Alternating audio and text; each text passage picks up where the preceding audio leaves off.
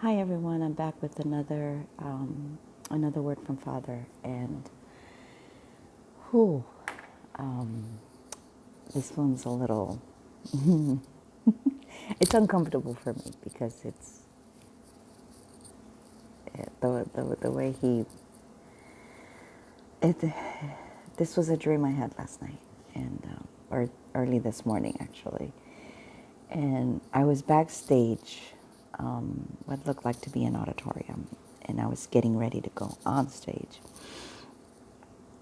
And as I was standing there, I realized I was completely naked. I didn't have any clothes on. I was like, what?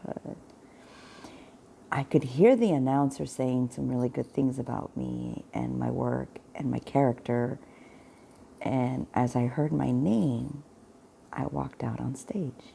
And as I'm standing there in the light, ooh, which was so bright, coming from the spotlight, and in my head, I kept asking God, why am I naked? Why am I naked? Father, why am I naked? And then I woke up. And I was like, Father, why was I naked? And this is what he told me. And he said, many of us are coming out in public, and people are actually going to see us for who we really are. They are going to see the light in us. They are going to see him in us. Our Father is going to show through us. We are no longer going to be covered or protected in a way that people don't know who we are.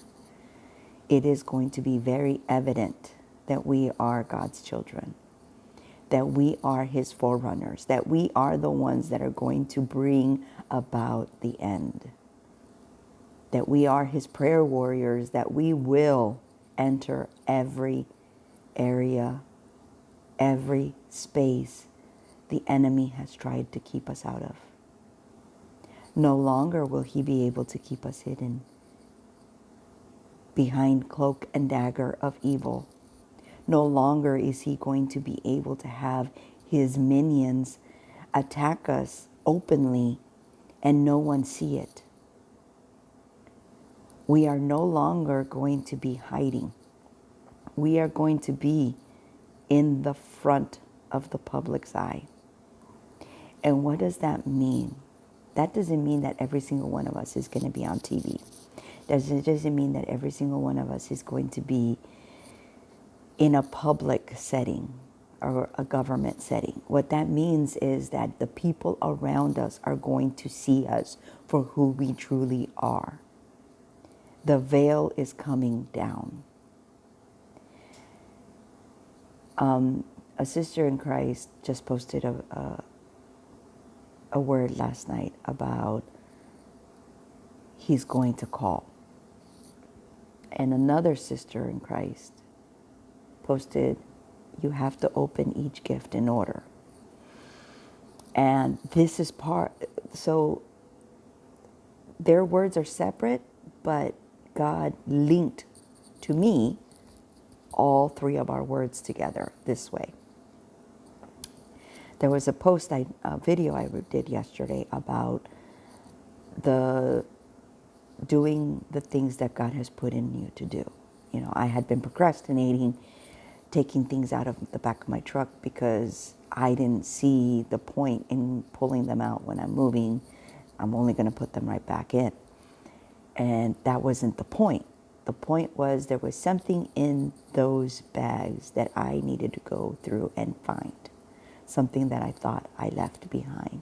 Something that I know I left behind, but God saw it fit to put it in. And whether I did it absent-mindedly, it was God. And then God was the one that was like, you're not going to remember you did that. While I was ready to just grab those bags and throw them in the trash, my gift that he gave me was giving me back some of the things that I thought I left behind.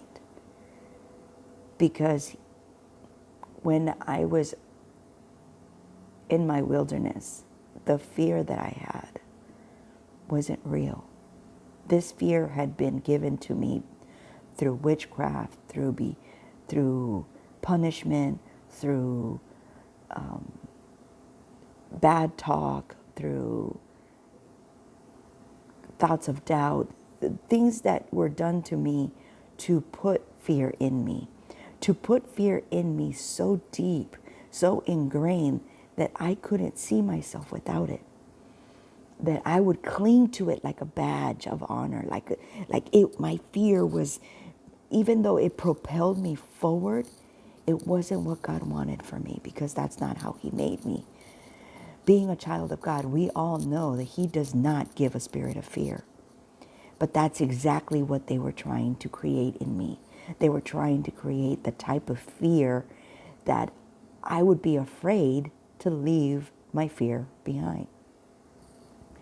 So I was afraid to attach myself to anything, to attach myself to feelings, attach myself to people, attach myself to things, attach myself to money. I was so afraid of losing God that I shut myself down, even from God. And as I've gone through my path of the wilderness and I've gone into my transition, it was in my transition that a sister in Christ, Ariel Sparks, and she does Tea Time with Jesus. And I made a comment, and I know how she took it, but God had her call me out. So I wrote, because she was talking about money and idolizing money, and I made the comment that my money isn't my money, it's God's money. He tells me what to do with it. And she said, stop having a mind of lack, because that is not your portion. I was like, what? I don't have a mind of lack. And she says, go, and I was like, huh? And it was like she was hearing me in the real life, even though she was on YouTube in the live and she can't hear me. She could hear me in the spirit. And she says, you need to take it to God. You need to ask Him, what about this part does He want to share with you? And I did, and I sat with God, and I'm like, I don't understand, God. You know that the paycheck that I get, I know it's not my doing. Yeah, I do. I get up and I do the work that you tell me you want me to do.